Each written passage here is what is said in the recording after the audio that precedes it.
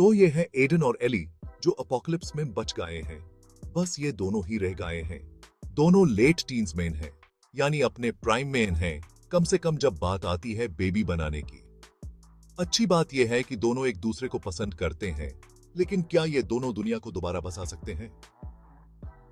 हम सबको पता है कि एक वर्जन ह्यूमन हिस्ट्री का है जिसमें दो लोग एक दूसरे के साथ हो जाते हैं और मैनकाइंड को शुरू करते हैं। वो दो लोग थे एडम और ईव, जिन्होंने गार्डन ऑफ ईडन को अपना घर बनाया।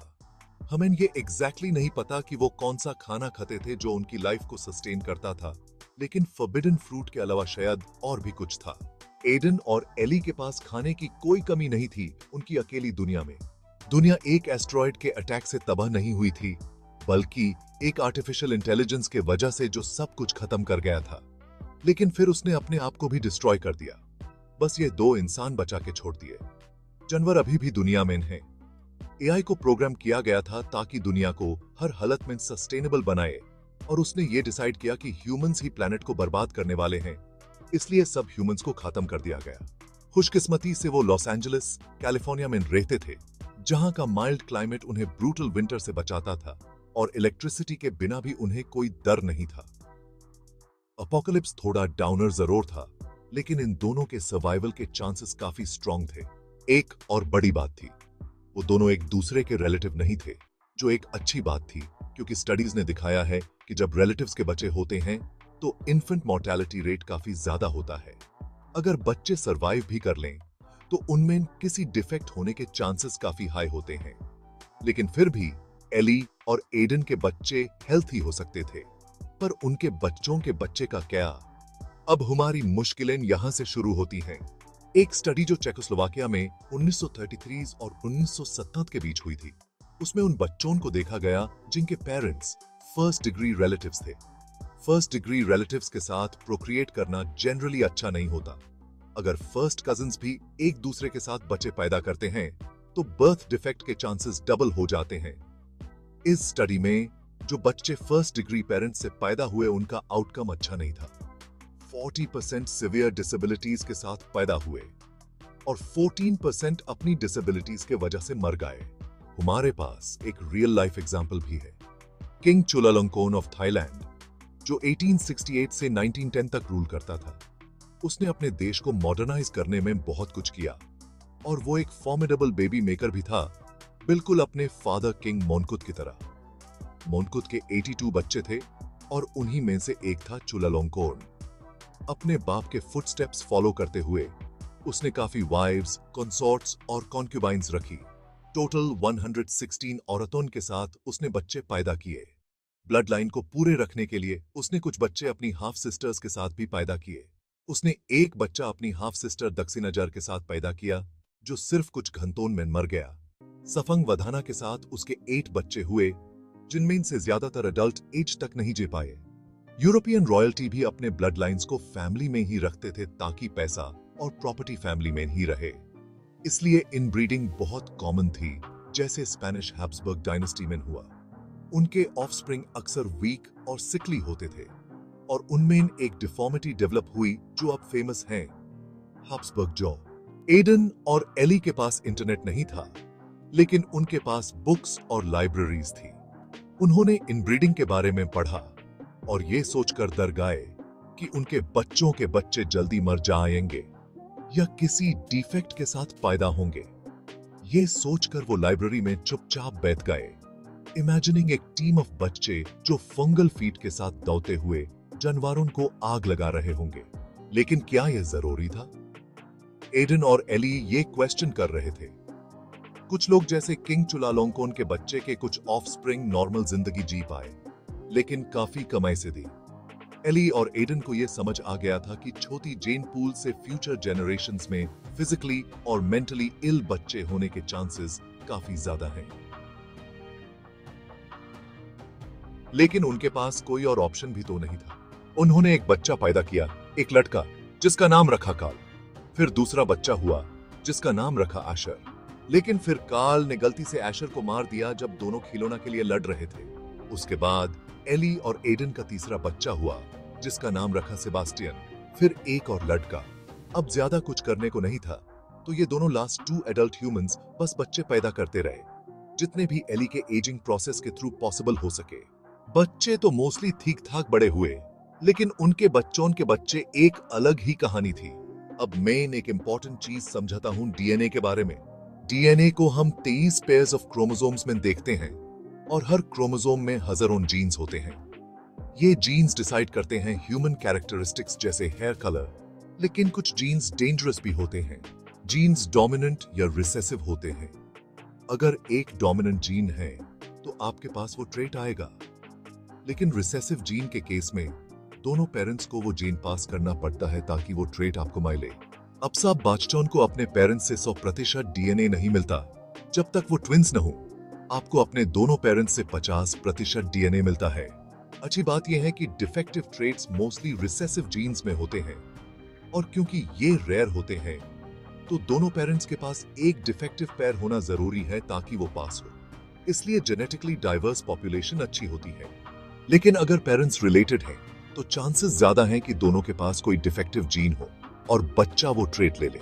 एडन और एली अब ये समझ चुके थे कि इनब्रीडिंग से कोई अच्छा फ्यूचर नहीं होगा, लेकिन अब कोई और रास्ता नहीं था।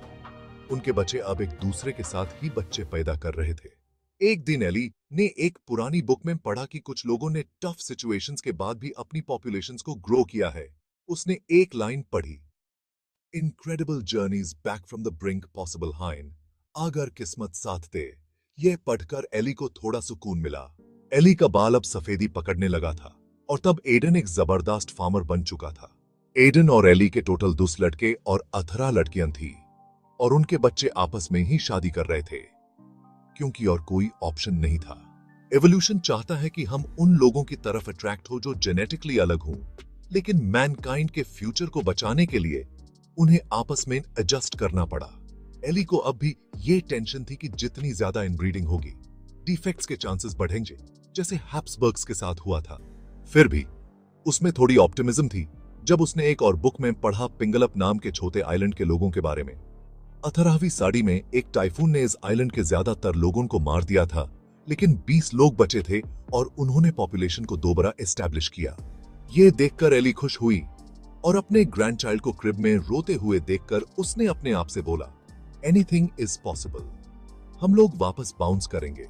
एली ने अपने आप से ये कहकर अपने मन को थोड़ा तसल्ली दी, एनीथिंग इज पॉसिबल। यह जो फाउंडर इफेक्ट था वो अभी भी फुल स्विंग में था, यानी जेनेटिक डाइवर्सिटी की कमी थी क्योंकि जनरेशंस इंटरब्रीड हो रही थी।